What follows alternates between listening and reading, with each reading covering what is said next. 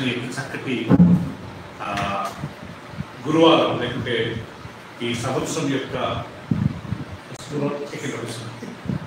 Second గురువారం కదా, last గురువారం మనం బైబిల్ స్టడీ లేకుంటే కారణం ఏంటంటే జనవరి 1 ఉండే కాబట్టి ఆ రోజు చాలా మంది వెళ్ళిపోయారు. కంటిన్యూగా బుద్ధని చెప్పేసి మేము క్యాన్సిల్ చేసాం కదా. ఈరోజు రెండో గురువారము. So Pratap and Akash, Ricky, so we want to welcome all of you. ప్రభునామములో మీకు స్వాగతం. ఈరోజు నుంచి మనం కొత్త లెసన్ స్టార్ట్ చేస్తాం. ఏంటా లెసన్ అంటే పిల్లరా, యోహాను సువార్త. ఏంటి?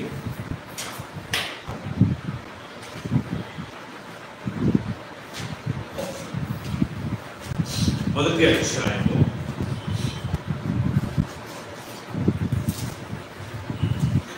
యోహాను సువార్త మొదటి అధ్యాయము 1 నుంచి 5 వరకు మనం చదువుకున్నాం. దయచేసి ఒకసారి గమనించండి పిల్లరా. యోహాను 5 పుస్తకాలు రాశాడు. యేసుక్రీస్తు శిష్యులలో యోహాను 12 మందిలో ఆయన శిష్యుడు పిల్లరా. యోహాను ఒక సహోదరుడు ఉండేవారు, ఆయన పేరు యాకోబు. So John is the one of the disciple of 12, one of the disciples of 12 apostles, and he had a brother called James, Jacob. ఈ యోహాను 5 పుస్తకాలు రాశాడు. ఏంటి 5 పుస్తకాలు? యోహాను సువార్త, మొదటి యోహాను, రెండవ యోహాను, మూడవ యోహాను, ప్రకటన.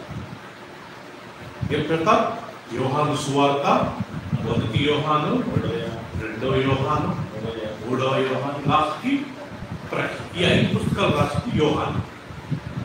ఈ యోహాను ప్రియులరా ఎలా చనిపోయాడంటే, ఈయన బాప్తిసం ఇచ్చే యోహాను కాదు. బాప్తిసం ఇచ్చే యోహాను వేరు. ఆయన జకరియా కొడుకు. వాళ్ళ జకరియా భార్య, ఆయన భార్య పేరు ఎలిజబెత్ జకరియా కుమారుడు బాప్తిసం ఇచ్చే యోహాను. ఆయన వేరు. ఆయన మిడతలు తినేవాడు, అడవిలో ఉండేవాడు, తేనె తినేవాడు. ఓకే, ఆయన ఒంటె చర్మమును బట్టలుగా ధరించేవాడు. లాస్ట్ ఆయన తల నరికేసి ఒక ప్లేట్ పెట్టి, ఓకే, రాజు హేరోదు రాజు ఒక ఆవిడగా గిఫ్ట్గా ఇస్తాడు. ఆ యోహాను కాదు. యోహాను రాసింది యేసుక్రీస్తు 12 మంది శిష్యుల్లో ఒక శిష్యుడు. సో ఈ యోహాను ప్రియులరా మనం గమనించుకుంటే ఈయన ఎలా చనిపోయాడంటే, ఆయనను వేడి నూనెలో వేశారు. ఎక్కడ? టర్కీ అనే దేశంలో వేడిగా ఆయన వాక్యం సువార్త ప్రకటిస్తుంటే ఆయన వేడి నూనెలో పడేశారు పిల్లరా. కానీ ఆయనకి ఏం కాలేదు. అననీయా, మిషాయల్, అజరయ్య, షడ్రక్, మేషక్, అబేద్నెగో వీళ్ళ ముగ్గురిని నిప్పులు వేస్తే ఏమైనా అయిందా? ఈవెన్ కాలిన స్పెల్గా రాలేదు. దేవుడు వాళ్ళ నుండి నిప్పులో కాపాడు. వాళ్ళు పడేయడానికి వెళ్ళిన వాళ్ళు కాలు చనిపోతే వాళ్ళకి ఏమి కాదు. దానియేలు సింహపు బోన్లో వేశారు, ఏమైనా అయిందా? ఆయన దేవుడు కాపాడు. సింహాల నోర్లను దేవుడు మూసారంట. బైబిల్లో రాయ దేవుడు తన దూతలు నప్పి సింహాల నోర్లను ముప్పించాడు. ఏం చేయలేకపోయింది. సేమ్ థింగ్ ఈ యోహాను కానీ వేడి నూనెలు వేశారంట. ఆకాష్, సువార్తను ప్రకటిస్తావా, క్రిస్టియానిటీ గురించి చెప్తావా, యేసుప్రభు గురించి చెప్తావా అని వేడి నూనెలు వేస్తే ఆయనకి ఏం కాలేదంట. లాస్ట్ ఆయన వేడి నూనెల నుంచి తీసివేసి లాస్ట్ పద్మస్ అనే ఒక చిన్న ద్వీపంలో ఆయన పడేశారు. ద్వీపం అంటే ఏంటి? ఐలాండ్. సముద్రం మధ్యలో చిన్న ల్యాండ్ ఉంటుంది. శ్రీలంక చిన్న ల్యాండ్. జపాన్లో 2000 ఐలాండ్స్ ఉన్నాయి. ఇక్కడ ఒక 10,000 మంది, ఆ ఐలాండ్ మీద ఒక 10,000 మంది. వాళ్ళ ప్రయాణము ఫ్లైట్ అన్నా పడవ. ఇంక మనము సముద్రంలో ప్రయాణం చేయగలుగుతాము. ఐలాండ్ అంటే మొత్తం సముద్రము, చిన్న ల్యాండ్ మధ్యలో ఉంటుంది. సో అలాంటి ఐలాండ్లో ఆయన పడేశారు కదా. ఆ యోహాను చనిపోతూ ఆయన దేవుడు ఎలా ప్రేమించాడో, కుక్క ఎలా ఇచ్చాడో ప్రకటన గ్రంథం రాశాడు. ఆయన ఒకవేళ అక్కడ పడేయకుండా మనకు ప్రకటన గ్రంథం దొరికేది కాదు. అంటే దేవుడు ఒక వ్యక్తిని పని చేసినా ఏదో ఒక రకంగా ఆయన వాడుకుంటాడు. చూశారు? సో బుక్ ఆఫ్ రెవల్యూషన్ ఈరోజు మనకు దొరికిందంటే యోహాను ఆయనను ఆ యొక్క ఐలాండ్లో బందిగా, అఫ్కోర్స్ వేడి లేదు కానీ వదిలేశారు, నువ్వేమైనా చేసుకుని ఇది సావు అని చెప్పి ఆయన ఆ స్థలం నుండి దేవుని వాక్యాన్ని ప్రకటన గ్రంథంలో రాశారు. మరి ఎక్కడి నుంచి వచ్చిందో, బుక్ ఎక్కడి నుంచి వచ్చిందో ఆ రోజుల్లో కూడా దేవుడు ఆయన సమకూర్చాడంట. ఈ రోజు మనకు బుక్ ఆఫ్ రెవల్యూషన్ ఉంది, రేపు జరగబోయే ఆ బుక్ ఆఫ్ రెవల్యూషన్ క్లియర్గా దేవుని వాక్యం స్పష్టంగా తెలియజేస్తుంది. సో కాబట్టి అందును బట్టి మనం దేవుడికి వందనం చెల్లించాలి. రైట్. ఈ యోహాను సువార్త రాశాడు. దయచేసి 1 నుంచి 5 వరకు దయచేసి చూడండి, మీ బైబిల్ చూడండి. మనం ఇప్పుడు 1 నుంచి 5 వరకు మనం ధ్యానిస్తున్నాం. నేను చదువుతాను, అందరూ మీ బైబిల్ చూడండి. ఆదియందు వాక్యం ఉండేది, వాక్యము దేవుని యొద్ద ఉండేది, వాక్యము దేవుడై ఉండేది, ఆయన ఆదియందు దేవుని యొద్ద ఉండేది, సమస్తమును ఆయన మూలముగా కలిగింది, కలిగినదేదియు ఆయన లేకుండా కలగలేదు. ఆయనలో జీవం ఉండేను, ఆ జీవము మనుషులకు వెలుగై ఉండేను, ఆ వెలుగు చీకటిలో ప్రకాశించుచున్నది కానీ చీకటి దాన్ని గ్రహింపకుండేను. అక్కడ చదువు ଓଡ଼ିଆର ଆଦ୍ୟରେ ବାକ୍ୟ ଥିଲା, ବାକ୍ୟ ଈଶ୍ୱରଙ୍କ ସଙ୍ଗରେ ଥିଲା, ସେ ବାକ୍ୟ ଈଶ୍ୱର ଥିଲେ, ସେ ଆଦ୍ୟରେ ଈଶ୍ୱରଙ୍କ ସହିତ ଥିଲେ, ତାହାଙ୍କ ଦ୍ୱାରା ସମସ୍ତ ସୃଷ୍ଟି ହେଲା ଆଉ ସମସ୍ତ ସୃଷ୍ଟି ହୋଇଅଛି, ସେଥିମଧ୍ୟରୁ ଗୋଟିଏ ସୁଦ୍ଧା ତାହାଙ୍କ ବିନା ସୃଷ୍ଟି ହୁଏ ନାହିଁ। ତାହାଙ୍କଠାରେ ଜୀବନ ଥିଲା ଓ ସେଇ ଜୀବନ ମନୁଷ୍ୟମାନଙ୍କର ଜ୍ୟୋତି, ସେଇ ଜ୍ୟୋତି ଅନ୍ଧକାର ଓ ଜାଜନ୍ୟମାନ ହୋଇ ଆସୁଅଛି, ଆଉ ଅନ୍ଧକାର ତାହା ଗ୍ରହଣ କରି ନାହିଁ। రైట్. సో ఇక్కడ ఫస్ట్ ఆఫ్ ఆల్ దేవుని వాక్యంలో మొదటి వచ్చినది ఏమంటే ఆదియందు వాక్యం ఉండేను. ఓకే, ఈ వాక్యము ఈ బైబిల్ మాటలు మొన్న రాసింది కాదు. యోహాన్ రాశాడు, పౌలు రాశాడు, పేతురు రాశాడు, మత్తయి రాశాడు, మోషే 5 పుస్తకాలు రాశాడు, ఆదికాండం, నిర్గమకాండం, లేవియకాండము. ఓకే, దాని తర్వాత యోగు రాసిండు. చాలా మంది కదా ఈ వాక్యాన్ని 40 మంది రాశారంట మొత్తం బైబిల్. సో ప్రతాప్ 40 మంది రాశారంట. ఈ బైబిల్ రాయడానికి 1500 సంవత్సరాలు పట్టు, 1500 years పట్టిందంట ఈ మొత్తం బైబిల్ రాయడానికి. కంటిన్యూగా రాయలే, అప్పుడు ఒకసారి రాశారు, 10 సంవత్సరాల తర్వాత మళ్ళీ రాశారు, మళ్ళీ 10 సంవత్సరాల తర్వాత అట్లా 1500 years పట్టిందంట బైబిల్ రాయడానికి, ఆది కాలం నుంచి ప్రకటన వరకు. ఎక్కడ ఎవరు రాశారు? చేపలు పట్టుకుని రాశారు, ట్యాక్స్ కలెక్టర్ రాశారు, గొర్రెల కాపర్లతో రాశారు కదా. అండ్ దాని తర్వాత టెంట్ వేసేవాళ్ళు రాశారు, 10,000 అంటారు కదా, టెంట్ అవుట్ వేసేవాళ్ళు రాశారు. సో ఈ బైబిల్ వేరే బ్యాక్గ్రౌండ్ నుంచి వచ్చేవాళ్ళు ఈ బైబిల్ రాశారు. సో బైబిల్ ఒక్కళ్ళు రాయాలనుకుంటే 40 మంది రాశారు. ఎన్ని సంవత్సరాలు పట్టిందంట? 1500 years. 1500 సంవత్సరాలు పట్టిందంట. 40 మంది రాశారు. ఎప్పుడు రాశారు? వేరే డేట్స్ లో, వేరే శతాబ్దంలో, వేరే ప్లేసెస్ లో, వేరే సమయాలలో అది వాళ్ళు రాశారు. కానీ యాక్చువల్లీ ఈ వాక్యం ఎప్పుడుందంట? ఆదియందే ఉందంట ఈ వాక్యం. వీళ్ళు రాసింది మన ఆకాశ్, బట్ యాక్చువల్గా వాక్యం దేవుని దగ్గర ఎప్పుడు ఇచ్చిందంట? దేవుడు ఎప్పుడు ఇచ్చున్నాడో, యెహోవా దేవుడు ఎప్పుడు ఇచ్చున్నాడో అప్పటి నుంచి ఈ వాక్యము ఆయన దగ్గరే ఉంటాయంట. మరి ఇది మనకి ఎప్పుడు ఇవ్వబడ్డది? మనకి ఇవ్వబడ్డది చాలా కొన్ని సంవత్సరాల క్రితం అంతే. దానికన్నా ముందు బైబిల్ లేదా? ఉంది. ఎక్కడ ఉంది? పరలోకంలో ఉంది. ఆదియందు వాక్యం ఉండే. ఇప్పుడు కీర్తనల గ్రంథము 119వ అధ్యాయము చూడండి, అందరూ తీసుకుందామా? Psalm 119 verse 89. ఎప్పుడుందంట దేవుని వాక్యం? ఎప్పుడు నుంచి ఉందంట చూద్దాం. ఆకాశ దీర్ఘం తీయండి. 119 verse 89. నేను చదువుతాను ప్రియులండి. ఏమంటుందంటే ఇక్కడ ప్రియులా, యెహోవా నీ వాక్యము ఆకాశమందు అంటే పరలోకమందు నిత్యము నిలకడగా ఉన్నది. మళ్ళా యెహోవా నీ వాక్యము ఆకాశమందు ఎప్పుడుందంట? నిత్యము నిలకడగా ఉన్నది. ప్రతి చదువునా? For ever O lord, thy word is settled in heaven. Polisa 89 119 89. हे सदा प्रभु तुम्हारा वाक्य सर्वदा ପାଇଁ ସ୍ୱର୍ଗରେ ସ୍ଥାପିତ ଅଛି। ఓకే, సో ప్రతాప్ బైబిల్లో రాయబడింది యెహోవా నీ వాక్యం ఇప్పుడు కాదు ఎల్లప్పుడూ నిత్యము ఫర్ ఎవర్ ఓ లార్డ్. మొన్న రాశాడు దావీదు, మొన్న రాశాడు పౌలు, మొన్న రాశాడు మోషే, మొన్న రాశాడు మత్తయి, మార్కు, లూకా, యోహాను. బట్ యాక్చువల్లీ బైబిల్ ఎక్కడ చెప్పించిందంట ఫర్ ఎవర్. ఫర్ ఎవర్ అంటే పాస్ట్, ప్రెజెంట్ అండ్ ఫ్యూచర్, అంతే కదా. నిన్న, నేడు, నిరంతరం, ఫర్ ఎవర్, నిత్యము అనే మాటకు అర్థం ఏంటంటే గతించిన నిన్న, ప్రస్తుతము, రాబోయే దినాలలో. అంటే దేవుని వాక్యం ఎప్పటి నుంచి ఉందంట ఫర్ ఎవర్ నుంచి ఫర్ ఎవర్. ఓ దేవా, ఆకాశం పరలోకముందు నీ వాక్యము నిత్యము నిలకడగా ఉన్నది. For ever. భూమి ఆకాశాన్ని దేవుడు సృష్టించి దాంట్లో మనుషులను పెట్టింది 6000 సంవత్సరాలే. ఆదాము నుంచి, ఒకే చాలా మంది చెప్తారు ఆదాము నుండి నోవా వరదలు వచ్చే వరకు 2000 సంవత్సరాలు అయింది. నోవా నుంచి యేసుక్రీస్తు పుట్టినప్పటి నుండి 2000 ఇయర్స్ అయిపోయింది. యేసు ప్రభు పుట్టింది మొదలుకొని ఈ రోజు వరకు ఎన్ని సంవత్సరాలు అయిపోయింది? 2000 ఇయర్స్ అయిపోయింది. మొత్తం భూమిని దేవుడు, భూమి ఆకాశములను, ఈ మనుషులను సృష్టించి 6000 సంవత్సరాలే. సో మనకు బైబిల్ ఎప్పుడు వచ్చింది ప్రియులారా? కొన్ని సంవత్సరాలు. ఎగ్జాక్ట్ గా మనకి ఏం డేటో మనం చెప్పలేము, కానీ వాస్తవానికి బైబిల్ ఎప్పుడు వచ్చిందంట కదా? నిత్యం నిత్యం ఉందంట. యెహోవా ఆకాశమందు నీ వాక్యం నిత్యము ఎలా ఉంది? నిలకడగా ఉంది. For ever O Lord your word is settled in haven.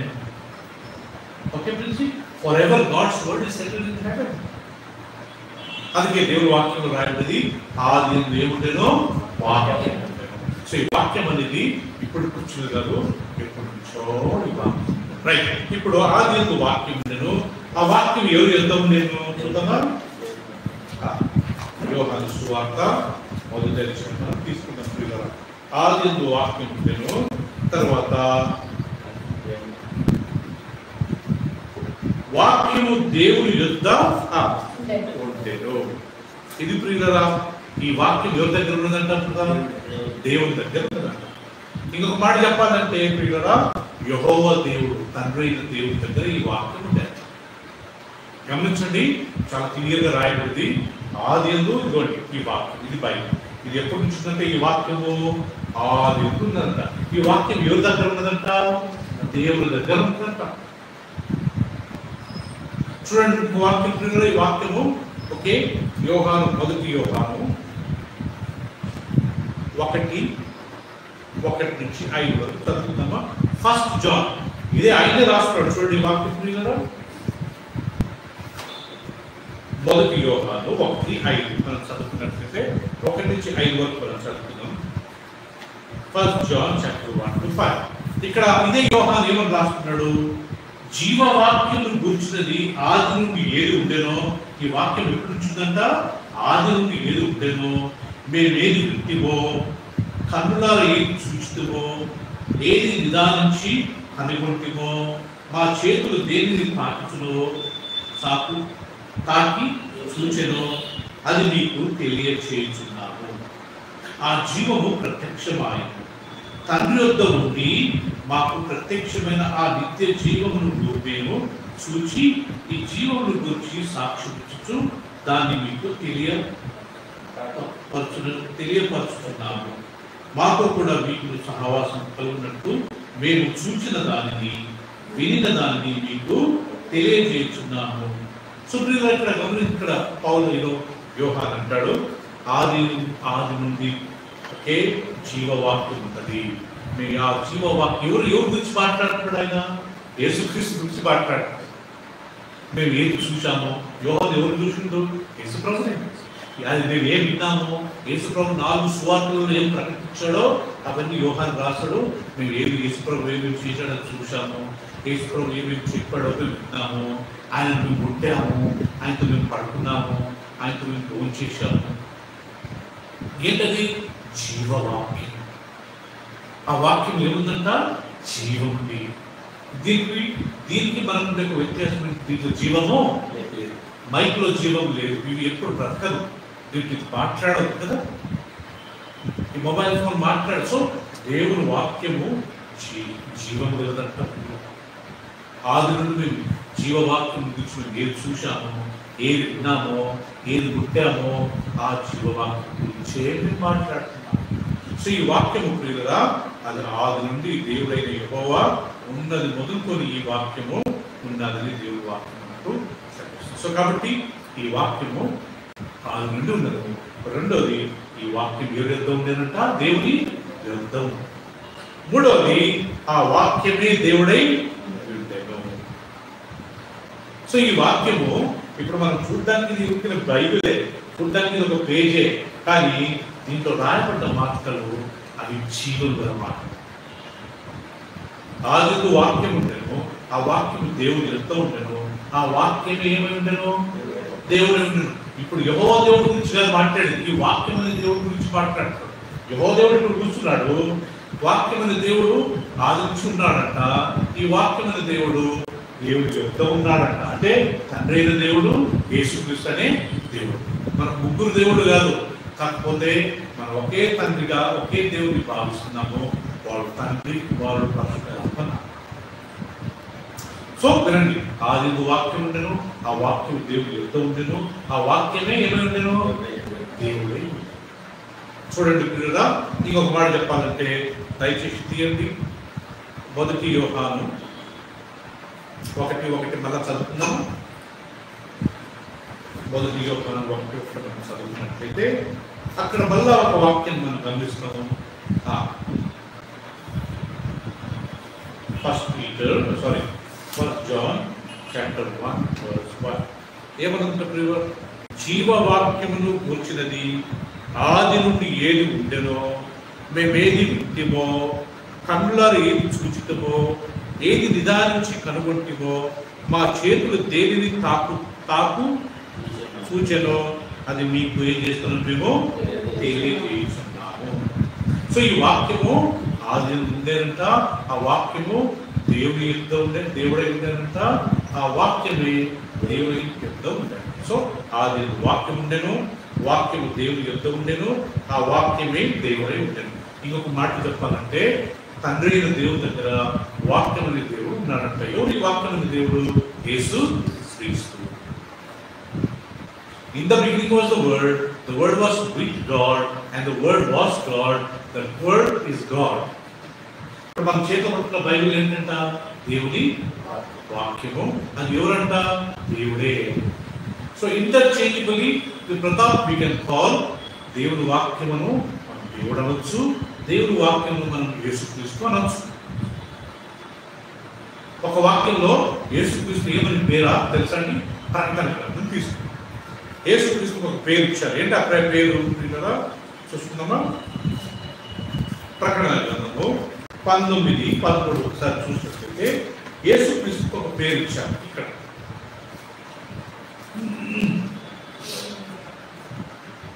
ప్రకటన గ్రంథం 19:13 మనం చూసినట్లయితే యేసుక్రీస్తు గురించి రాస్తూ ఏమంటాడంటే, మీరు అందరూ గమనించండి. రక్తములో ముంచబడిన వస్త్రము ఆయన ధరించుకుని ఉండేది, మరియు దేవుడి వాక్యము నామము ఆయనకు పెట్టబడి ఉన్నది. వినండి, రక్తంలో ముంచబడిన వస్త్రము ఆయన ధరించుకుని ఉండేను, మరియు దేవుడి వాక్యము నామము ఆయనకు పెట్టబడి ఉన్నది. సో యేసుక్రీస్తు గురించి మాట్లాడుతూ, యేసుక్రీస్తు రెండో రాకడలో తిరిగి వస్తాడంట. ఆకాష్ తిరిగి వచ్చినప్పుడు ఏం జరుగుతుందంట? ఆయన గుర్రం మీద వస్తాడు. గుర్రం మీద వచ్చినప్పుడు ఆయన బట్టలు రక్తంలో ఉంచబడి ఉంటాయి. ఉంచబడి ఆయన నామం ఉంటుందంట. ఏంటి యేసుక్రీస్తు నామము? దేవుని వాక్యం. చదువునా 19:13 ప్రకటన 19:13 ସେ ରକ୍ତ ଭିଜା ଗୋଟିଏ ରାଜ ପୋଷାକ ପିନ୍ଧିଥିଲେ, ତାଙ୍କ ନାମ ପରମେଶ୍ୱରଙ୍କ ବାକ୍ୟ.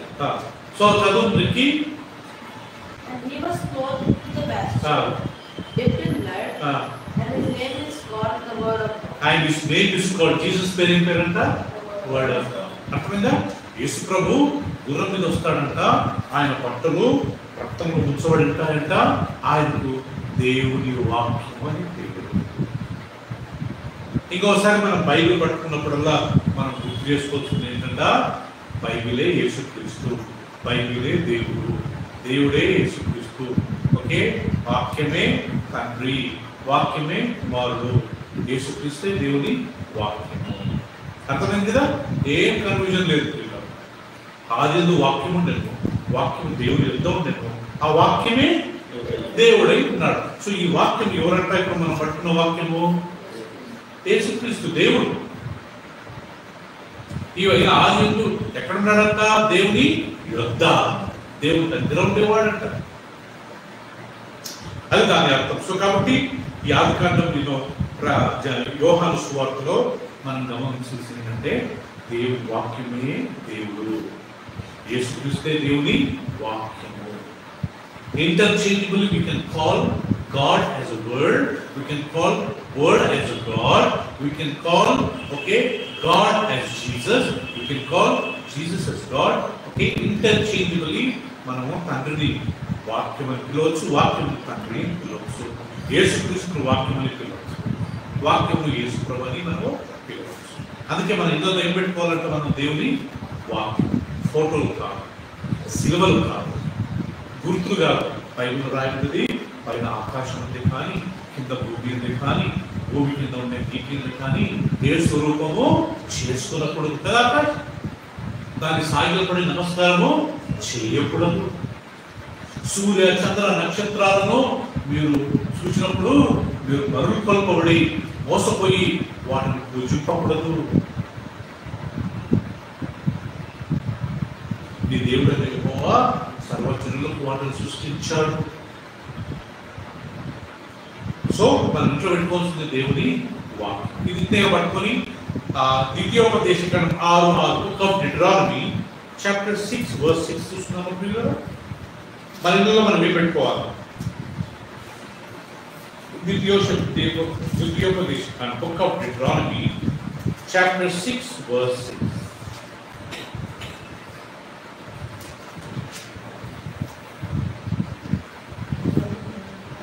నేను చదువుతాను, అందరూ గమనించండి. నేను ఆజ్ఞాపించు ఈ మాటలు నీ హృదయంలో ఉండవలేదు. మాటలు అంటే దేవుడు వాక్యం.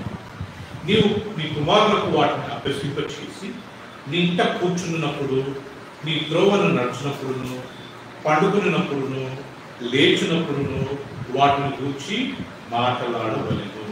సూచనగా వాటిని నీ చేతికి పట్టుకునవలెను. అవి నీ కన్నుల నడుమ బాసుకుని వలె ఉండవలెను. నీ ఇంట ద్వారము సంబంధముల మీదను, నీ గౌరవ మీదను వాటిని రాయవలెను. చదువు ఆకాశ్. ଏବଂ ମୁଁ ଆଜି ତୁମକୁ ଯେଉଁ ଆଜ୍ଞା କରୁଅଛି ତୁମେ ତାହାଙ୍କୁ ଆପଣା ହୃଦୟରେ ରଖିବ. అది ఫస్ట్ నీ హృదయంలో ఆ వాక్యం ఉండాలా. ଆଉ ତୁମେ ଆପଣା ସନ୍ତାନଗଣଙ୍କୁ ଯତ୍ନପୂର୍ବକ ଏହି ସବୁ ଶିକ୍ଷା ଦେବ. ତୁମେ ଆପଣ ଗୃହରେ ବସିବା ବେଳେ, ପଥରେ ଚାଲିବା ବେଳେ, ତୁମେ ଶୟନ କରିବା ବେଳେ, ତୁମେ ଉଠିବା ବେଳେ ସେମାନଙ୍କର ସଙ୍ଗେ ସେ ବିଷୟରେ କଥାବାର୍ତ୍ତା କରିବ. ଆଉ ତୁମେ ସେଗୁଡ଼ିକ ଚିହ୍ନ ରୂପେ ନିଜ ହସ୍ତରେ ତୁମ କପାଳରେ ବାନ୍ଧିବା ଉଚିତ. ଆହୁରି ତୁମେ ଆପଣା ଗୃହ ଦ୍ୱାର ଚୌକାଟରେ, ବାହାର ଦ୍ୱାରରେ ତାହା ଲେଖିବ. సో ఇక్కడ ఏం రాయబడింది ప్రకారం అంటే ఫస్ట్ ఈ దేవుడైన యెహోవా మాట నీ హృదయంలో విధానం. మనం విన్న వెంటనే దేవుని వాక్యం ప్రతాప్ మన హృదయంలో ఉండాలి. ఒకరికి రెండోది వాటిని మన పిల్లలకు నేర్పించాలి. ఇప్పుడు ఆకాశ్ ప్రతాప్ మన పిల్లలు కాబట్టి మనం వాటిని మన పిల్లలకు నేర్పుతాం. ప్రేయర్ చేసుకున్నానా, ఒక పైకి ప్రేయర్ చేసుకుంటా, అందరికి ప్రైజ్లో చెప్పు. సో కూర్చున్నప్పుడు, లేచినప్పుడు, ఏదైనా వాళ్ళు తప్పు చేసినప్పుడు వాక్యం వాటికి మనం నేర్పిస్తాం. బైబిల్ ఎన్నో ఉంది, మనం అందరికీ ఎవరో చెప్పాలా, అందరికీ ఇవి చేయాలా అని మనం వాళ్ళకి నేర్పించాలంటాం. మూడవది మన చేతులకు మన యొక్క నొసళ్ళ మీద వాటిని మనము కట్టుకోవాలనుకుంటాం. నాలుగవది వాటి ద్వారముల మీద, ద్వార బంధముల మీద, గోడ మీద మనం ఆ వాక్యాన్ని రాయాలి. సో అవి ఎందుకు అంటే ఆ వాక్యం ఎప్పుడు ఇచ్చిందంట? ఆది. ఫోటోలు లేవు, ఆది ఏం లేకుండంట, ఫోటోలు లేవు, ఎలాంటి విగ్రహాలు లేవు. ఏముందంట ఆది వాక్యం. సో కాబట్టి ఇప్పుడు దేవుని వాక్యం రాయబడింది. మొదట దేవుడు ఆది వాక్యం ఉండెను, వాక్యం దేవుని యుద్ధ ఉండెను, ఆ వాక్యమే దేవుడై ఉండెను. ఆ వాక్యము మన ఇళ్లలో, మన తలుపుల మీద, మన గోడల మీద, మన యొక్క కారు మీద, మన బైక్ల మీద ఒకరు ఉంటే వాటిని మనం రాసుకోండి. ఎలాంటి ఫోటోలు పెట్టుకోకూడదు, ఎలాంటి విగ్రహాలు పెట్టుకోకూడదు కదా. ఆదిత్యంగా దానియేలు గ్రంథంలో రాయబడింది. మనం చాలా మంది స్టార్ పెట్టుకుంటాం కదా, దానియేలు గ్రంథంలో రాయబడింది. చూడండి, దానియేలు గ్రంథము 12వ అధ్యాయం చాలా ఇంపార్టెంట్. నేను స్టార్ పెట్టుకుంటే వాళ్ళని నేను విమర్శించట్లేదు, కానీ ఆ స్టార్ గురించి ఎంత చక్కగా రాయబడింది చూడండి కదా. దానియేలు గ్రంథము 12వ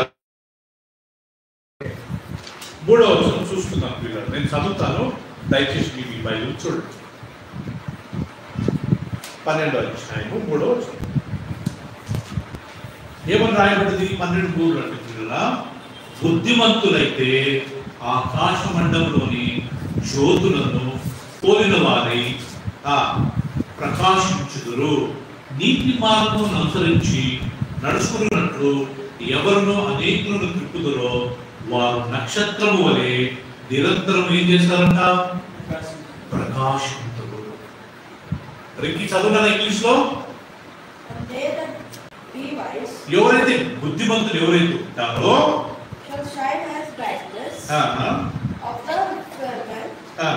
and they that turn many to righteousness as the stars forever and ever. They will be like the stars forever and ever. చదువునా Akash?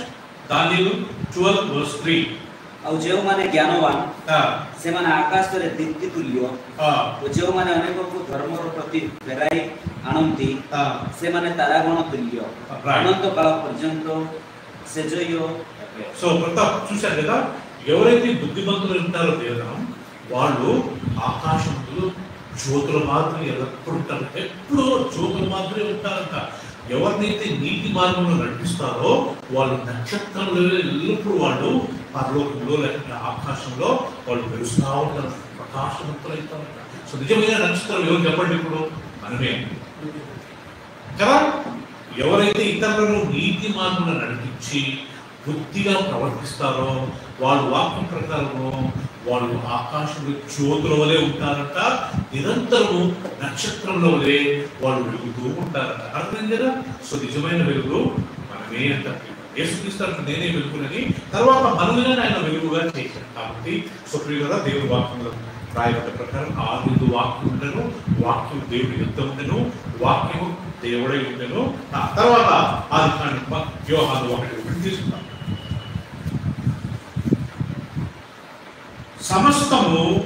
సమస్తమును ఆయన మూలముగా కలిగెను. అర్థమైందా ప్రియులారా?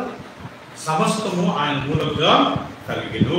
దాని తర్వాత కలిగినది ఏది ఆయన లేకుండా కలగలేదు.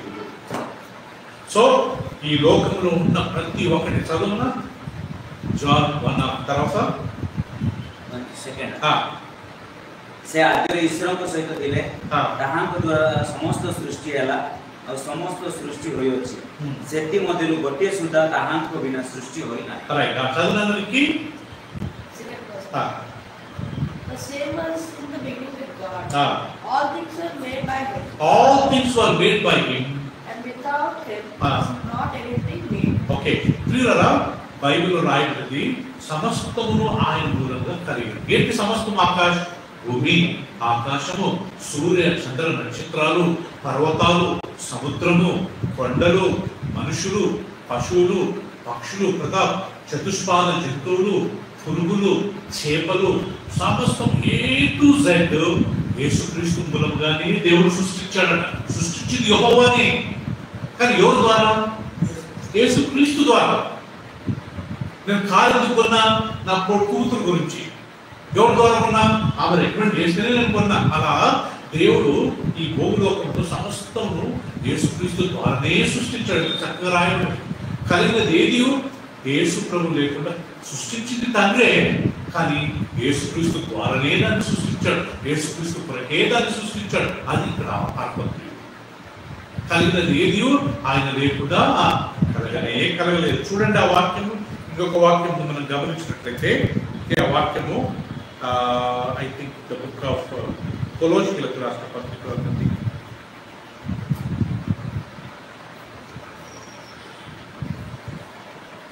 కొలొస్సీయులకు రాసిన పత్రిక 1:16. కొలొస్సీ 1:16 మనం గమనించినట్లయితే, కలిగినది ఏది ఆయన లేకుండా కలగలేదు, సమస్తము ఆయన ద్వారానే కలిగిందని దేవుని వాక్యం మనకు కలుగుతుంది. కొలొస్సీయులకు రాసిన పత్రిక 1:16-17. అందరు తీసినట్లయితే నేను చదువుతాను తెలుగులో, తర్వాత ఇంగ్లీష్ కదా. 1:16-17 ఏమన్నది ప్రియులు ఇక్కడ? ఏలైనగా ఆకాశముందన్నవి భూమి ఎందున్నవి దృశ్యమైనవి కానీ, తర్వాత అదృశ్యమైనవి కానీ, అవి సింహాసనములైనను, రెండోది ప్రభుత్వములైనను, ప్రధానులైనను, అధికారులైనను, సర్వమును ఆయన యందు సృష్టింపబడెను. సర్వము ఆయన ద్వారాను ఆయనను బట్టియే సృష్టింపబడెను. ఆయన అన్నిటికంటే ముందుగా ఉన్నవాడును, ఆయన సమస్తములకు ఆధారభూతుడు. ఎవరు? భూమి మీద ఉన్నవాడే కానీ, ఆకాశంలో ఉన్నాయి కానీ, అధికారులు కానీ, ప్రభుత్వుడు ఉండే ప్రభుత్వమా, నరేంద్ర మోడీ ప్రభుత్వము, ఇక్కడ ఉన్న రేవంత్ రెడ్డి ప్రభుత్వము, సమస్తం అధికారులు, ఒకే ప్రభుత్వాలు, ఆకాశం ముందున్న ప్రతి ఒక్కటి, భూమి మీద ఉన్న సమస్తము యేసుక్రీస్తు ద్వారానే తండ్రి అయిన దేవుడు సృష్టించాడట. ఆయన లేకుండా ఏది సృష్టించబడలేదు. సో నాట్ ఓన్లీ గాడ్, యేసుక్రీస్తు is the mediator between God and man. మనుషులకు దేవునికి యేసుక్రీస్తు మధ్యవర్తి మాత్రమే కాదు, ఆయన సృష్టికి కానీ మధ్యవర్తే. సృష్టిని దేవుడు ఎలా సృష్టించాడు? యేసు ప్రభు ద్వారానే సృష్టించాడు. ఆదిలో వాక్యం ఉండెను, ఆ వాక్యం దేవుడి యుద్ధం ఉండెను, ఆ వాక్యమే దేవుడై ఉండెను. ఓకే, ఆదిలో ఆయన దేవుడి యుద్ధం ఉండెను, సమస్తము ఆయన ద్వారానే సృష్టించబడ్డది. సృష్టించినది ఏది ఆయన లేకుండా సృష్టించబడలేదు. సో జీసస్ క్రైస్ట్ ద్వారా, యేసు ప్రభు ద్వారా ఈ లోకమంతా ప్రియులరా సృష్టించబడింది. యేసు ప్రభు ఈ సృష్టికి మధ్యవర్తి. ఆయన సృష్టికి మాత్రమే మధ్యవర్తి. తిమోతికి రాసిన మొదటి పత్రికలో మనం చూసినట్లయితే 1:2 చదువుకుందామా? 1 Timothy chapter 1, chapter 2 verse 5 అండి.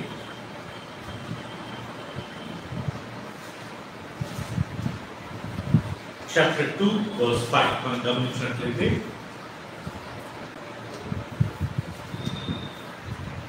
First Timothy chapter 2 verse 5 ఏమనుంది ఇక్కడ? 2 verse 5 లో నేను చదువుతాను, ఒకసారి మీరు గమనించి మీకు వాక్యం చూడండి. యేసుక్రీస్తు మనుషులకు మధ్యవర్తి అని ఇక్కడ రాయబడింది. 2 verse 5. దేవుడు ఒక్కడే, దేవునికి నరులకును మధ్యవర్తి ఒక్కడే, ఆయనే క్రీస్తు యేసును నరుడే. మళ్ళీ చదువుదాం ప్రియులారా, చదువు ఆకాష్. కేవలం జనే మాత్ర పరమేశ్వర అచ్చంతి, ఒక్కడే దేవుడు.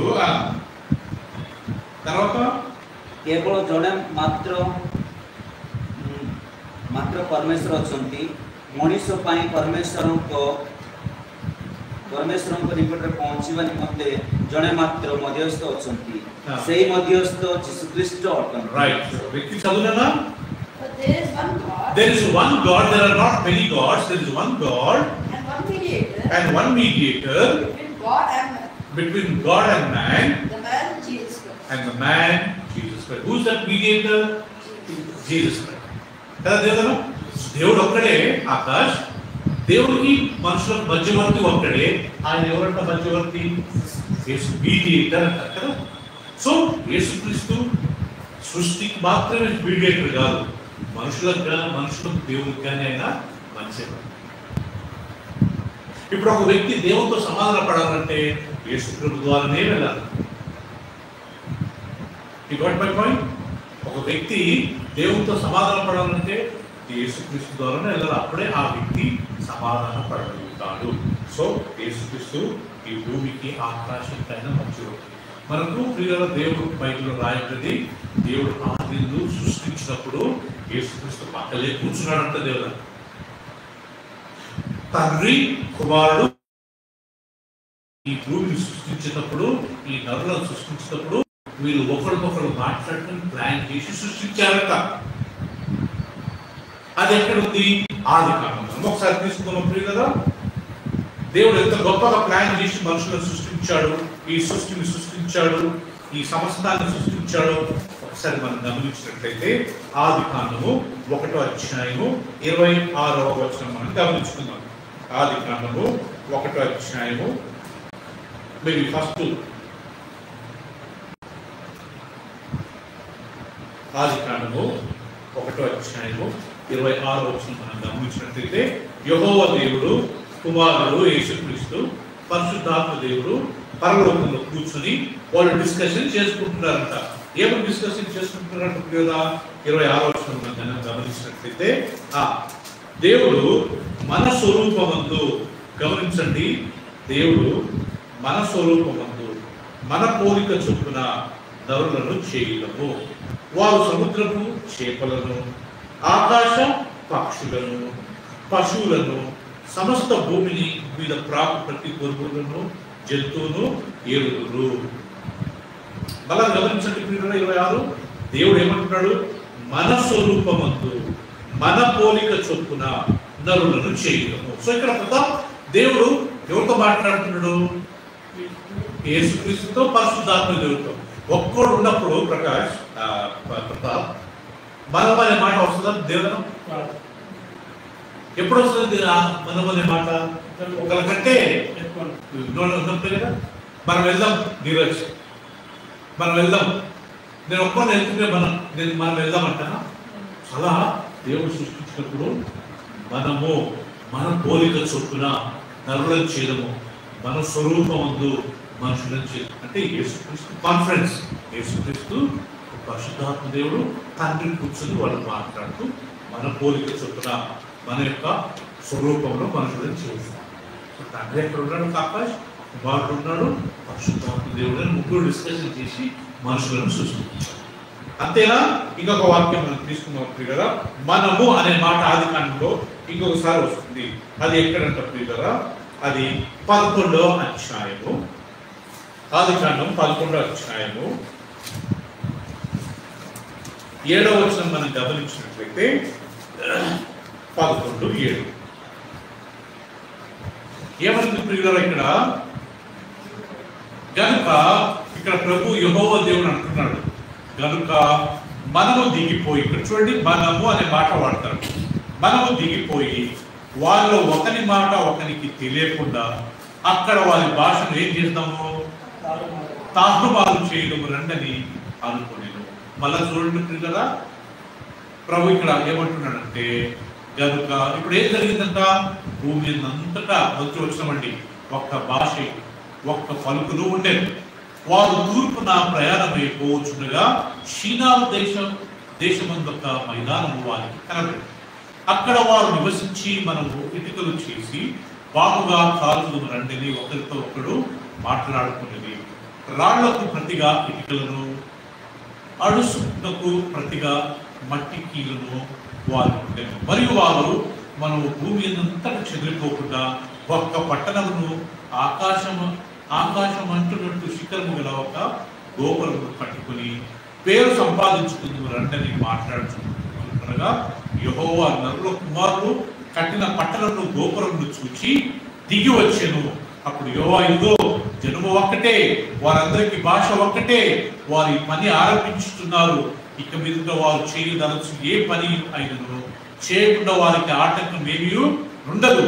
గనుక మనము దిగిపోయి వారిలో ఒకరి మాట ఒకరికి తెలియకుండా అక్కడ వారి భాషను తారుమారు చేయదు రండని అనుకోలేదు. ఇక్కడ ఏం జరిగిందండి దేవదనం? ఇక్కడ ఏం జరిగిందంటే దేవుని చిత్తం ఏంటి? మీరు ఫలించి విస్తరించి భూమిని మీరు నింపాలి. కానీ వీళ్ళు ఏం చేస్తున్నారు? ఒకే స్థలంలో ఉండి మనం విస్తరించకుండా ఒకే స్థలం ఉందామని వీళ్ళ ప్లాన్. దేవుని ప్లాన్ ఏంటి? మీరు విస్తరించాలా, ఒరిస్సాకి వెళ్ళాలా, బీహార్కి వెళ్ళాలా, ఎంపీకి వెళ్ళాలా, యూపీకి వెళ్ళాలా, ఒకే బెంగాల్కి వెళ్ళాలా, ఆంధ్రకి వెళ్ళాలా, తెలంగాణకి వెళ్ళాలి. వీళ్ళేంటి? లేదు మీరు ఒకే ప్లేస్ లో ఉంటాము. కానీ దేవుడు చూస్తున్నాం మీరు విస్తరించాలా, స్ప్రెడ్ కావాలా, వేరే వేరే ప్రాంతానికి వెళ్ళాలా, ఓకే మీరు. కానీ వీళ్ళేం చేశారంట?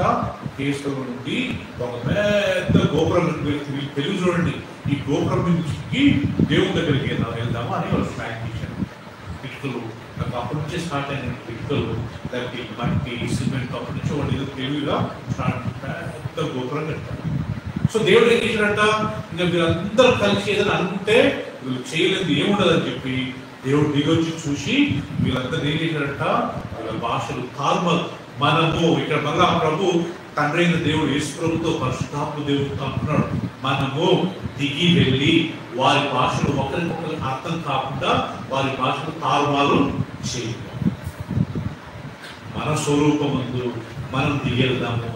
అంటే పరలోకంలో ఎప్పుడు ఎవరు ఎంతమంది ఉంటారంట, తండ్రి, కుమారుడు మరియు పరిశుద్ధాత్మ. ఎప్పుడు డిస్కషన్ అవుతా ఉంటాయి. తండ్రి సొంతంగా ఏం చేయడంటే లేదా, తండ్రి కుమారుడు అది ఏం చేస్తాడు, కుమారుడు సొంతంగా ఏం చేయడంటే అవకాశం తండ్రితో డిస్కషన్ చేస్తాడు. తండ్రి కుమారుడు సొంతం ఇద్దరు ఏం చేయాలంట, పరిశుద్ధాత్మ దేవుడిని అని చెప్తారంట. పరిశుద్ధాత్మ దేవుడు ఒకటి దాన్ని బాగుందంట ఇచ్చారు. పరిశుద్ధాత్మ దేవుడు ఓకే ఒక్కడ ఏం చేయడట, దేవుడు ఆ పరిశుద్ధాత్మ దేవుడు యేసుక్రీస్తుకు పరిశుద్ధ తండ్రికి పర్మిషన్ ఇస్తూ వీళ్ళ ముగ్గురు మధ్య ఒక మంచి అండర్స్టాండింగ్. అందుకే యేసు ప్రభు ఈ లోకంలో ఏమంటాడు, ఈ మాటలు నావి కావు, నా తండ్రి మాటలు.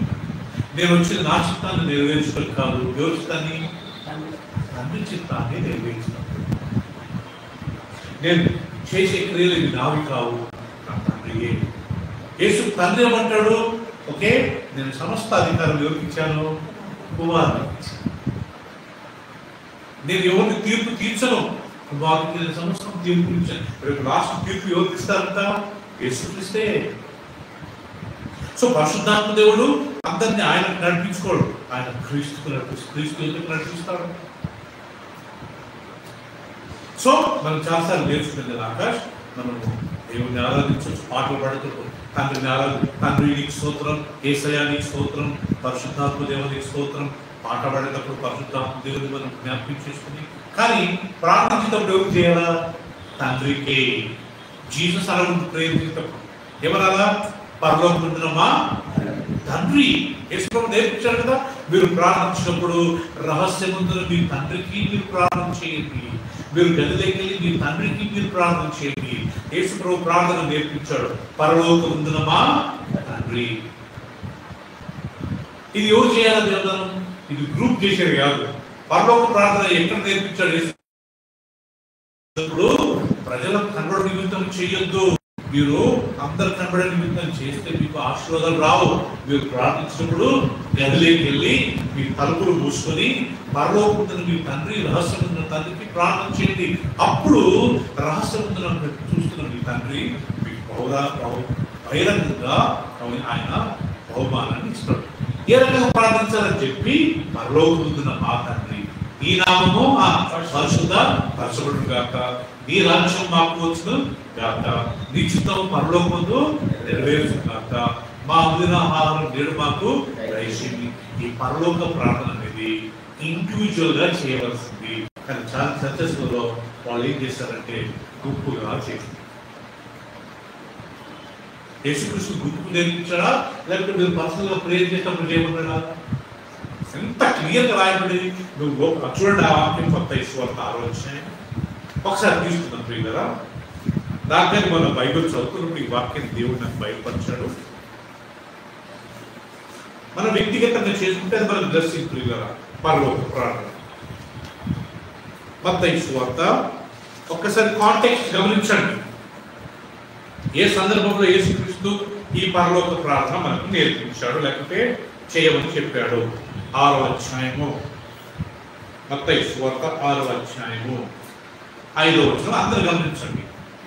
మరియు మీరు ప్రార్థన చేయనప్పుడు వేషధారులే ఉండవద్దు, మనుషులకు కనబడవలనని సమాజ మందిరములోను వీధుల మూలలోను నిలిచి ప్రార్థన చేయుటకు వారికి ఇష్టం, వారు తమ ఫలము పొంది ఉన్నారని నిశ్చయంగా మీతో చెప్పుచున్నారు. నీవు ఇక్కడ చూడండి, మీరు కాదు, నీవు ప్రార్థన చేయనప్పుడు నీ గదిలోనికి వెళ్ళి తలుపులు వేసి రహస్యముందు నీ తండ్రికి ప్రార్థన చేయండి.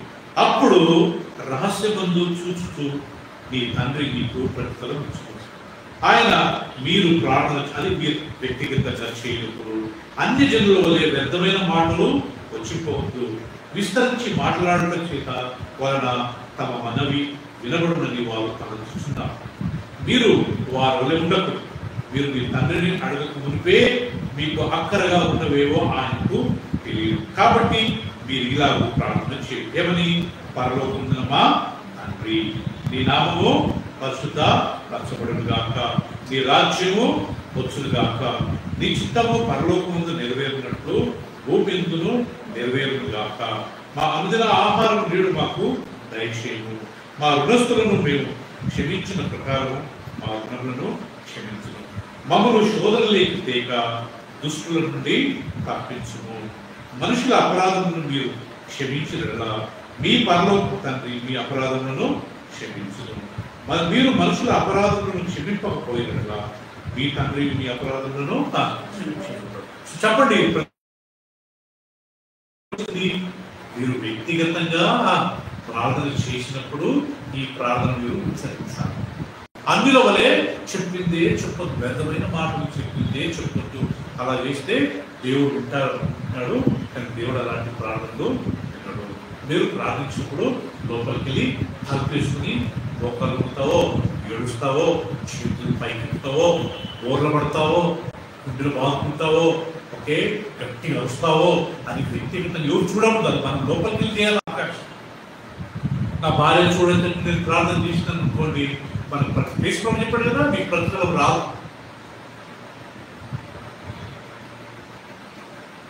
ఒకరోజు నేను ఒక ఇంటికి వెళ్తే ఆ సిస్టర్ ఆ ఇంటికి వెళ్తుంది. నా సిస్టర్ బ్రదర్ ప్రైజ్ లార్డ్ అని చెప్పి ఇప్పుడే నేను దేవుడితో గొడవ పడేస్తున్నా అంటే ఆమె దృష్టిలో ఉంది ఆకాష్, ప్రార్థన అంటే దేవుడితో గొడవపడడం. దేవుడితో గొడవపడతాం మనం. ఎంత మిస్అండర్స్టాండింగ్స్ కదా ఈరోజు ప్రార్థన.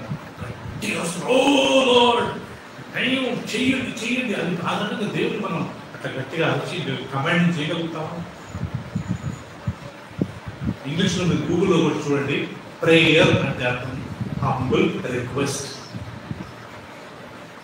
హంబుల్గా కదా రిక్వెస్ట్ చేయాలి. ప్లీజ్ మా బాబుకి బాగు, మా పాపకు బాగు, మా మిస్సెస్ బాగు, మా మమ్మీ డాడీకి బాగు, అయ్యో ఆర్థికంగా మాకు ఇబ్బంది, ప్లీజ్ ఆయన సాయం చేయండి.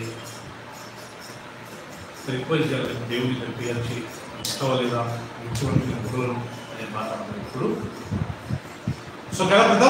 సో మనము ప్రార్థన చేసినప్పుడు రహస్యం వెళ్ళి లోపలికి వెళ్ళి ప్రార్థన చేయాలని మన భార్యకు, పిల్లలకు, మన భర్తకు, పిల్లలకు కనబడే మస్తు ప్రార్థన చేసి రహస్యంగా సీక్రెట్గా మనం చేసినప్పుడు అది మనకు ఆశీర్వదం ఉంది. సో ఆది యందు వాక్యం ఉండను, ఆ వాక్యం దేవుడు యుద్ధ ఉండను, ఆ వాక్యమే దేవుడే ఉండను, ఆది యందు ఆయన దేవుడు యుద్ధ ఉండను. చూడండి కదా యోహాను సువార్త 1 చేసుకున్నాం మనం. I close it now.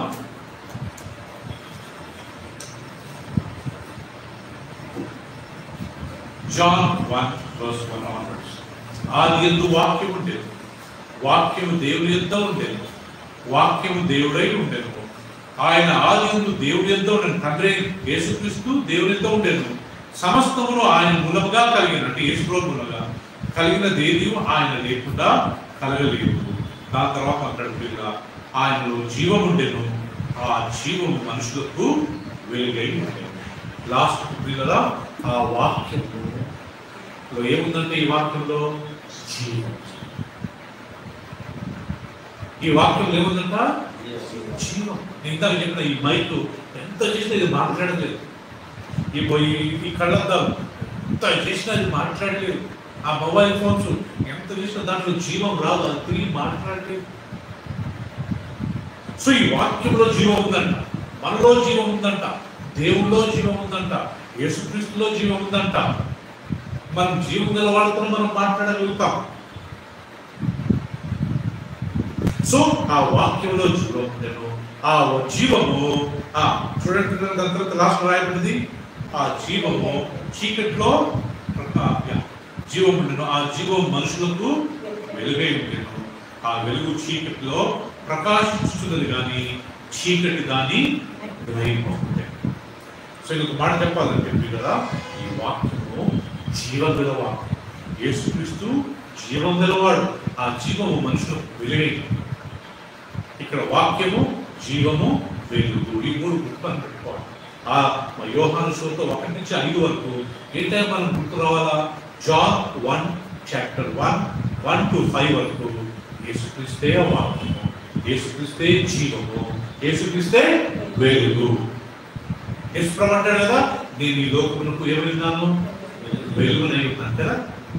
ఆ విచారం చేసుకున్న స్త్రీను అందరు రాళ్ళకు కొట్టడానికి వస్తే యేసుప్రభు అంటాడు, మీలో పాపం లేని వారి మొదట రాయి వేయండి. అందరూ పెద్దల నుంచి చిన్నల వరకు రాళ్ళు విడిచిపెట్టి పోతారు. అప్పుడు యేసుప్రభు ఏమంటాడు, అమ్మా ఎవరు నిన్ను శిక్షించలేదా? లేదు ప్రభువా. అప్పుడు యేసుప్రభు అంటాడు, నేనుగా నిన్ను శిక్షించను, వెళ్ళు, ఇక వెళ్ళి పాపము చేయి. తర్వాత అప్పుడు అంటాడు, దేవుని నేను ఈ లోకమునకు వెలుగునై ఉన్నాను. సో ఇంకొక మాట చెప్పాలంటే దేవుని వాక్యము వెలుగు, దేవుని వాక్యము జీవము. యేసుప్రభు అంటాడు కదా, నేనే మార్గమును సత్యమును జీవము. సో ఆదికాండ యోహాను సువార్త 1:1-5 వరకు మనం చదివినప్పుడు ఇక్కడ 3 విషయాలు కూడా. ఒకటి యేసుక్రీస్తు వాక్యము, యేసుక్రీస్తు జీవము, మూడవది యేసుక్రీస్తు వెలుగు. మన దేవుడి చిత్తంలో వచ్చే వారము ఇదే 6వ వచనం నుంచి మనం ధ్యానించుకున్న పిల్లల దేవుడి చిన్న వాక్యం దీవించుగాక. ఆమేన్, ఆమేన్, ఆమేన్. ప్రార్థన చేసుకున్నాం పిల్లల. ఒక 2 నిమిషాలు ఇప్పుడు మనం చదువుకున్న వాక్యం, విన్న వాక్యాన్ని ఒక 2 నిమిషాలు మనం నిర్వహిస్తున్నామా పిల్లల? ఆది వాక్యం యెహోవా ఆకాశమందు నీ వాక్యం నిత్యము నిలకడగా నిత్యము. For ever O Lord your word is settled in heaven. ఇది మన రాష్ట్రం దావీదు, ఇస్సాకు మన రాష్ట్రాల వాస్తవానికి ఈ వాక్యం ఆది నుండంట పిల్లల. మనుషులు సృష్టించక ముందు నుంచే ఈ వాక్యం పరలోకంలో ఉందంట. జస్ట్ దేవుడు పరలోకంలో రాసిన ఆ వాక్యాన్ని మనకు జస్ట్ ఒక కాపీ పంపించాడు పిల్లలంతే. ఆది వాక్యం, ఆ వాక్యం దేవుని ఎంత ఉన్నది. ఈ వాక్యము యేసు ప్రభుని వాక్యం దేవుని ఎంత ఉన్నాడంట. యెహోవా దేవుని దగ్గర ఉన్నాడంట. ఆ వాక్యమే దేవుడై ఉన్నాడంట పిల్లల. యేసుక్రీస్తు దేవుడే. కలిగినది అన్నీ ఆయన ద్వారానే కలిగినది. మనం చూసే భూమి, ఆకాశంలోని దేవదూతలు, కెరూబులు, సెరూబులు, 24 పెద్దలు, 4 జీవులు, సముద్రం, నక్షత్రాలు, చంద్రుడు, సూర్యుడు, నదులు, పర్వతాలు, పంటలు, మనుషులు, చేపలు, పురుగులు, సమస్తం ఆయన ద్వారానే, యేసు ప్రభు ద్వారానే సృష్టించాడంట దేవుడు. Everything was made through him, through Jesus Christ. కలిగినది ఏది ఆయన లేకుండా కలగలేదంట ప్రియుల. యేసుక్రీస్తు వాక్యం ఒక పేరుంది. His name is called the Word of God. Jesus' name is called the Word of God. మన ఇళ్లలో ఉండాల్సింది దేవుని వాక్యం అంటే ప్రియుల. మన గోడల మీద, మన బైక్ల మీద, మన డోర్ల మీద, మన గోడల మీద దేవుని వాక్యం. ఎందుకంటే ఆది వాక్యం ఉంటుంది. ఆది దినాన్ని ఫోటోలు లేవు. మన ఫోటోలు కాదు, వాక్యాన్ని పెట్టుకోవాలంటే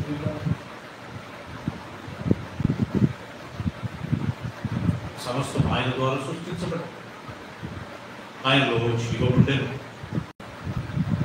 దేవుని వాక్యము జీవం కలిగి. Every time we read the word of God, every time we carry the Bible, every time we read in the Bible, in the church or at home, we remember this is Jesus. ఆయన పేరు వాక్యము. ఆయన వాక్యము వెలుగు. ఆ వెలుగు జీవం కలిగి. ఇక మీరు బైబిల్ చదివినప్పుడల్లా I'm carrying Jesus with me, I'm carrying life with me, I'm carrying light. వెలుగు నాలో ఉంది, జీవం నాలో ఉంది, యేసు ప్రభువుని వాక్యం నాలో ఉంది. When we follow that, it will be a great blessing. దేవుడు భూమి ఆకాశం సృష్టించినప్పుడు ఆయన సొంతంగా సృష్టించలేదు. కుమారుడు పక్కలో కూర్చున్నాడంట. అందుకే బైబిల్లో రాయబడింది, మనము మన స్వరూపమందు నరులను సృష్టిస్తాం, మన పోలిక చొప్పున నరులను చేయుటకు రండి. మనం కిందికి దిగి వెళ్ళి నరులకు ఒకరి భాష ఒకరికి అర్థం కాకుండా నిమిత్తము వాళ్ళ భాషను తారుమారు చేయడం రండి. చూసారా, బహువచనం, ప్లూరల్. తండ్రి అయిన దేవుడు కుమారుతో మాట్లాడుతాడు, పరిశుద్ధాత్మ దేవుడితో మాట్లాడుతాడు. ప్రియులారా, యోహాను సువార్త 1:5 మనం నేర్చుకున్నది ఏంటంటే, ఆది యందు వాక్యం ఉండేది, వాక్యం దేవుని యొద్ద ఉండేది, ఆ వాక్యమే దేవుడు ఉండెను, సమస్తం ఆయన మూలముగానే కలిగినది ఏది ఆయన లేకుండా కలగలేదు. అన్ని తండ్రి అయిన దేవుడు యేసు ప్రభు ద్వారానే సృష్టించాడంట, యేసు ప్రభు కొరకే సృష్టించాడంట. Example, why did you buy the car? I bought it for my son. This is my son's choice. ఇది నా కొడుకుదే. సేమ్ థింగ్, దేవుడు ఎందుకు సృష్టించాడు? ఆయన కుమారుని కొరకే, కుమారుని ద్వారానే, కుమారుని యొక్క కోరిక చొప్పునే సమస్తాన్ని సృష్టించాడు. ఆ వాక్యంలో జీవం ఉన్నది, ఆ జీవమే మనుషులకు వెలుగైంది. ఇంత చక్కటి మాటలు యోహాను సువార్త 1:1-5 వరకు నా జీవితంలో ఎప్పుడు మర్చిపోకుండా ఇది దేవుడి వాక్యం, దేవుడి దగ్గర ఉన్న వాక్యం. తండ్రి అయిన దేవం, థ్యాంక్ యూ, మీకు చక్కటి కృపను మాకు అనుగ్రహించినందుకు మేము మీకు వందనాలు చెల్లిస్తున్నాం. ఎంత మంచి దేవుడో ప్రభావం, మా అందరితో నీ వాక్యం ద్వారా మాట్లాడి మమ్మల్ని మీరు ప్రారంభించి ఈరోజు నీ వాక్యం అని ఆ యొక్క ప్రభావం నాయన వెలుగుతో మా కళ్ళు తెరిచాను. వాక్యం అనే ఆ జీవంతో మాకు జీవాన్ని నింపారు. ఆది వాక్యం అనే మాట మీరు మాకు నేర్పించారు. ప్రకటన గ్రంథం 1:9 నాయన మేము 19-13 మేము చదివాము. ఆయన బట్టలు రక్తంలో ముంచబడ్డాయి, ఆయనకు దేవుని వాక్యం అనే నామం, యేసు ప్రభువే వాక్యం. Thank you for revealing this. మనము అనే మాట ఆదికాండం 1:26 మీరు చదివారు అన్నారు. మన పోలిక చొప్పున మన మనుషులను చేయదు. Father, you discuss with your son, you discuss with your Holy Spirit. You always do the things in a group or in a team of. Thank you. ఈ రోజు నుంచి ఈ వాక్యాన్ని మేము పట్టుకున్నప్పుడు చదివినప్పుడల్లా ఇది యేసుక్రీస్తే, నేను యేసుక్రీస్తే అది చదివినప్పుడల్లా వెలుగు నాలో ఉంది, ఆయన చదివినప్పుడల్లా జీవం నాలో ఉంది అని మేము ఆయన తెలుసుకుని ప్రభు. ఈరోజు చాలా మంది ఈ వాతావరణాన్ని బట్టి రాలేకపోయారు ప్రభు, వారందరినీ దీవించండి. ఈ యొక్క చల్లని అందరూ మీరు కాపాడండి ప్రభు. ప్రతి ఒక్కరికి మంచి ఆరోగ్యాన్ని ఇవ్వండి ప్రభు. ఎలాంటి రోగాలు, ఎలాంటి సిక్నెస్, వీక్నెస్ ఎవ్వరికి రావద్దు ప్రభు. మా ఫెలోషిప్లో వచ్చినోళ్ళకే కాదు, even I pray for all the people to world చదివించి ఆ చైనా వైరస్ నుంచి మళ్ళా కాపాడండి తండ్రి. మళ్ళీ లాక్డౌన్ అయ్యి అనేక మంది చనిపోయే పరిస్థితి రాకుండా ప్లీజ్ నాయన ప్రతి ఒక్కరు కాపాడండి. మీరు కాపాడకపోతే మా సొంత ప్రయత్నాలు ఏం చేసినా వ్యర్థమే. కీర్తనల గ్రంథంలో రాయబడింది, యెహోవా ఇల్లు కట్టించని ఎడల దాని కట్టువారి ప్రయాసం వ్యర్థమే. నువ్వు మనుషులను కాపాడకుంటే ఎన్ని మందులు వాడినా, ఎన్ని ప్రభావ ఇన్సులిన్స్ వాడినా, ఎంత ప్రభావ ఏది వాడినా ప్రభావం చైనా వైరస్ వల్ల రాకుండా ప్లీజ్ నాయన కాపాడండి. దాన్ని నాశనం చేయండి ప్రభావం. అర్థం దాన్ని నిర్మూలించి వచ్చిన వారిని బట్టి వందనాలు చెల్లిస్తూ దేవుడాను భార్య ఆయన ఇద్దరు పిల్లలను బట్టి స్తోత్రాలు ఆత్మని తీర్చి ఆత్మీయ శారీరక మానసిక చక్కగా ఎదిగి మీరు మీరు ఎదిగే భాగ్యం వారిని ఆయన ప్రతాప్ను బట్టి, ఆయన భార్యను బట్టి, ఆయన కూతురు బట్టి వందనాలు చెల్లిస్తూ ఆయన నన్ను దీవించిన ఆరోగ్య ఆయుష్ను బట్టి వాళ్ళ జీవితంలో యొక్క ఎదుగులను దాచి వినోదం బట్టి, క్షీరాన్ని బట్టి, వాళ్ళ ఇద్దరు పిల్లలను బట్టి కానీ మేము మీకు వందనాలు అమ్మను బట్టి మీకు స్తోత్రాలు చెల్లిస్తున్నాం. మీ కుటుంబాన్ని దీవించండి. ఈ చలిలో అంత దూరం ప్రాంతం నుంచి వాళ్ళ సన్నిధి మీకు వచ్చిన తప్పకుండా you know how to bless them, when to bless them, where to bless them. So bless them to all the place. ఇద్దరు పిల్లలు ఇప్పటి నుంచే మీ వాక్యం ఎదగాలి, ఇప్పటి నుంచే మీ జ్ఞానం ఎదగాలి. రేపు అందరూ మీరు రాజ్యోగం చేయాలి. ఈ భూమి మీద ఏమేమి చేయాలి అవి మాత్రమే చేసి, ఏమేమి చేయకూడదు అవన్నీ మారుకొని మేము ముందుకెళ్ళి దయచేయండి ప్రభావ ప్లీజ్. ఈ వాక్యం ఎంత బలమైన, ఆకాశం బట్టి వందనాలత, రెబేకాను బట్టి మీకు స్తోత్రాలు ప్రభావ. వాళ్ళకు అనుగ్రహించిన ఇద్దరు పిల్లలను బట్టి స్తోత్రాలు. ఆ కుటుంబాన్ని దీవించిన చాలా కార్యక్రమం ఆయన ఒరిస్సా నుంచి క్షేమంగా ఆకాశం పిల్లల మధ్యకు నడిపించుకుంటూ వాళ్ళ తల్లిదండ్రులను దీవించండి, వాళ్ళ అన్నయ్యని దీవించండి, ఆయన భార్య పిల్లలను దీవించండి. ఇంత ఆసక్తిగా ప్రతి గురువారం ప్రతి ఆదివారం మీ సన్నిధికి వస్తుండగా మీ దాసుని ఇంకా మీ ఆత్మతో మీ పండితులను blessing. Thank you for Vicky, thank you for Richie, thank you వాళ్ళ మదర్ వాళ్ళ ఫాదర్ని బట్టి వందనాలు. వాళ్ళు రాలేకపోయారు ప్రభా, వారిని దీవించండి. ఎవరెవరైతే రాలేకపోయారు వాళ్ళందరినీ ఆశీర్వదించండి ప్రభా. ఇంకా మీ వాక్యం దిగి మీరు స్థిరంగా ఉంటుంది, మీరు సాయం చేయండి.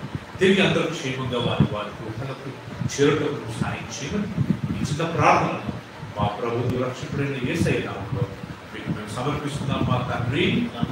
ఆమేన్, ఆమేన్. చివరికి మన తండ్రి అయిన దేవుని ప్రేమ, తన కుమారుడు మన రక్షకుడైన యేసుక్రీస్తు యొక్క కృపయు పరిశుద్ధాత్మక సహవాసం ఇక్కడ చేరిన మనందరికీ న్యాయం ప్రేమించువారు ఇప్పుడు సదాకాలం తోడేందుకు గాక. ఆమేన్, ఆమేన్. అందరికీ praise the Lord. Praise the lord.